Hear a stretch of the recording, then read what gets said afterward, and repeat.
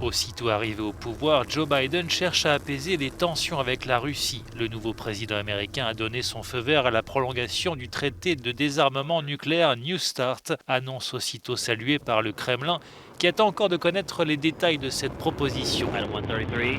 Washington veut prolonger de 5 ans le traité, alors que l'administration Trump s'était positionnée sur une prolongation conditionnelle d'1 an seulement.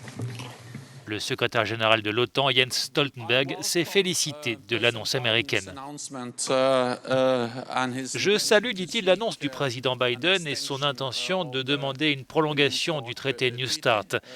J'ai répété à plusieurs reprises que nous ne devrions pas nous retrouver dans une situation où nous n'avons pas d'accord.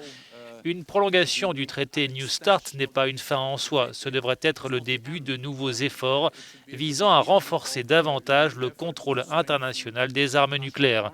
Il faut voir comment nous pouvons inclure plus de systèmes d'armes et inclure aussi davantage de nations, par exemple la Chine.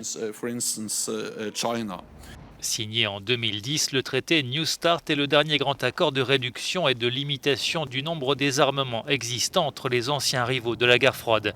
Il limite les arsenaux de la Russie et des États-Unis à un maximum de 1550 ogives. Le nombre de lanceurs et de bombardiers lourds est aussi plafonné.